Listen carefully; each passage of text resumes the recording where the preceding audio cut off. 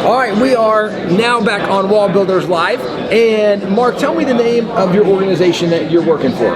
Yeah, my group is called Americans for Equal Shared Parenting.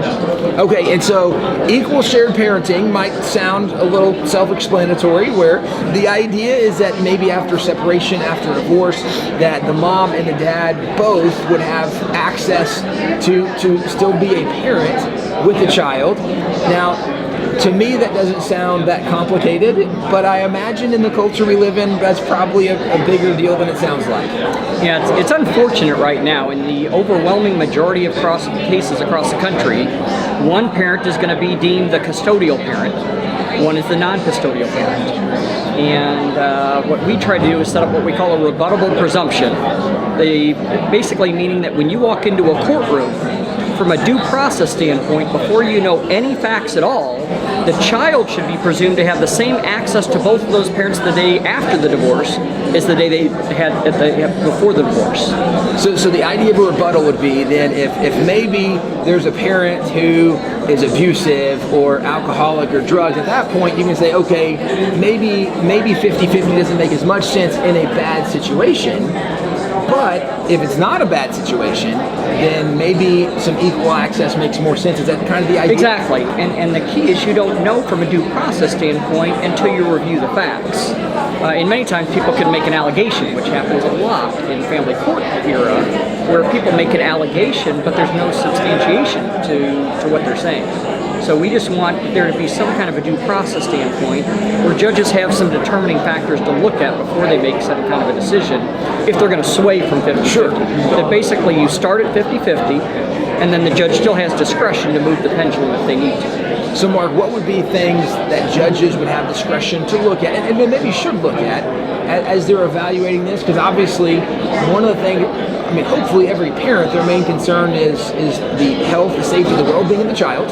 And if that's not the parent's concern, then maybe they shouldn't be as involved in this whole scenario anyway. But if that is the parent's concern, then what should the judge be looking at to help make a determination of maybe the 50-50 or 60-40, or what do you think they should look like? Well, a couple of things that come to mind. One is that what we call these determining factors, some of which are the geographic proximity. Well, if one person lives in Alaska and one lives in Florida, the kid's not going to be able to go back and forth every week. Sure. So there's going to have to be some offsetting plan. A parent, some parents don't want to be parents. They truly do walk away. So you don't want to force that, onto someone. But the other thing that brings to mind is you'd be surprised how many parents probably would want to do 50-50 until they show up to an attorney's office and the attorney says, oh no, in our state, you're not going to get a 50-50. One of you's going to win and one of you's going to lose. And so I have so many of my followers that call me up on a regular basis and say, Mark, I wasn't as mad at my ex until the day I met with my attorney, and they got me riled up that I better dig up dirt on my ex or I'm going to end up with an every other weekend. Wow. And so they create this adversarial relationship because they want to win. There should never be a winner and a loser with a parent when you're talking about a child. Right. The child should be the winner in every single case. And I have to imagine if we started with a presumption of 50-50, that both parents would hopefully walk into that courtroom and say, you know what, we're probably going to get 50-50 anyway. Why don't we spend that money on a college fund instead of spending, nowadays, depending on states, it could be a low of $10,000 to $20,000. But I have a lot of people that follow me that have spent $100,000, $200,000, $300,000 on legal fees. Wow. Basically fighting back and forth. And as you were saying, it should be about the kids, but unfortunately the system is devised to create this adversarial relationship.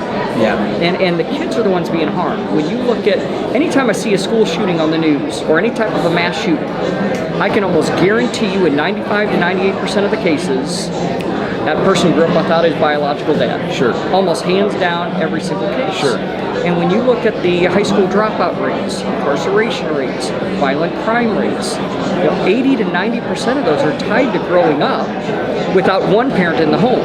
Usually the father, but not always. I'll fight just as hard for mothers as I will for dads, because it's about kids. And I give my own situation. Now, obviously, my son's mother and I don't all agree, and there's been some problems in the past. Sure. But it doesn't matter. my son still loves his mom. Yeah.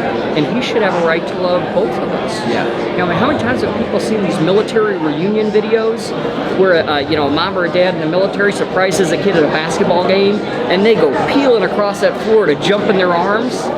You know, God has an innate desire for every kid that just they naturally love mom and dad. Sure. That's their hero.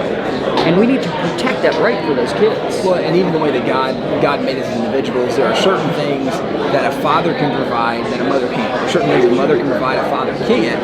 And so, you know, as you mentioned, one of the things that has been statistically well documented is how detrimental it is to kids, especially when there's not a father in the home for boys, right? Because the mother cannot instill masculinity into a son because that's not who she is, right? Masculinity is coming from the father, and when there's not the father in the home for a young man, that can be devastating for the future of that young man. And as we're saying this, right, obviously we want our listeners to know, right, well, the ideal is that the marriage works, yes. And, right, if you're having problems, get some marriage counseling, find some ways, try to make this work because that's the best.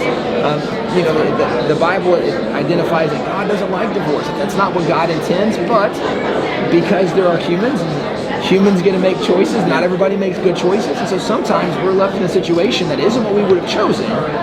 But as you're even mentioning, what God puts not only in kids, but also God puts in parents, the ability that the mother can, again, offer things the father can offer things that mothers can't. So it does make sense that there would be maybe some sort of resolution in some of these separations, divorces, where there's the opportunity, as you're mentioning, even 50-50, unless there's some kind of extenuating circumstance, that there's an opportunity for the mom and dad both to be able to give their strength into that child. Exactly. As you said, God designed it so that if it takes two parents to make that creation, God must have had a reason for that. And the reason is both of us add value. You know, my son's mom, obviously, like I said, we don't always agree, but I'll tell you what, my son gets value out of his mom. And so both of us bring different value. And as you were mentioning, a child, you know, especially a boy growing up without a father, if you look at gang activity, Sure. almost 98% of all of that comes from kids growing up without a dad, and their father is the gang. And if you look at people who go to prison, almost all of them, what they were lacking is a dad. And girls growing up, though, without a dad don't have a role model for a father. And so they're seeking that father acceptance. And that's why they turn to promiscuity and teenage pregnancies, because they're seeking that acceptance from a male figure, and they want it too soon in some cases. Sure. So where can people go to find out more information about what you guys are doing? You know, maybe there are people that are in some of these tough situations and they're trying to navigate themselves. What do we do? Where can they go to find out more information? Yeah, it's a lot of great organizations. So it's not that mine's better than anyone else, but since I'm the one on the show, my group's called Americans for Equal Shared Parenting. I've got a Facebook page spelled out, Americans for Equal Shared Parenting. And then we have a website, which is the abbreviation, afesp.com. So afesp.com. Awesome. So if people want to know more, they can check out the website. They can find you on Facebook.